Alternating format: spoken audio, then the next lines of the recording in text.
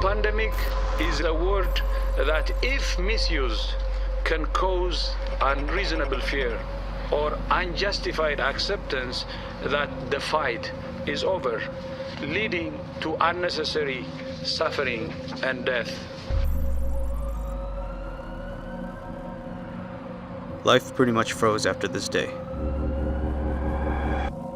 Kasus positif virus corona di Indonesia tembus 200.000. Berdasarkan data yang dihimpun Satuan Tugas Penanganan COVID-19 per hari ini 8 September, terdapat penambahan 3.046 kasus sehingga total kasus COVID-19 di Indonesia adalah 200.035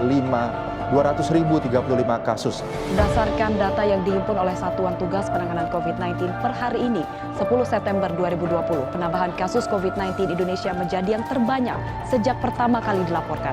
Terdapat penambahan kasus sebanyak 3.861 kasus sehingga total kasus COVID-19 Indonesia adalah sebanyak 207.203 kasus.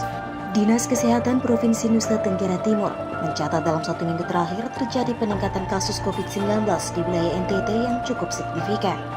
Ya baik, selamat sore untuk kita semua, khususnya saudari umat Tuhan di Jepang. Di hari pertama kita kembali beribadah di gereja, dan karena situasi kondisi pandemi yang harus kita hadapi hari-hari ini, maka kita memutuskan ada 2 kali, yang sebelumnya hanya 1 kali seminggu, tapi oleh karena pandemi dan sesuai dengan keputusan pemerintah dari tampung 50% maksimal, kita memutuskan untuk melakukan ibadah 2 kali, pagi jam 9 dan sore jam 11 seperti saat ini. Ini ibadah kedua hari ini dengan protokol kesehatan seperti yang diwajibkan disyaratkan. Salam sejahtera bagi kita semuanya. Om Swastiastu, Namo Buddhaya, salam kebajikan. Bapak, Ibu, dan saudara-saudara yang saya hormati, saya ingin menyampaikan satu kabar baik, bahwa hari ini pemerintah sudah menerima 1,2 juta dosis vaksin COVID-19.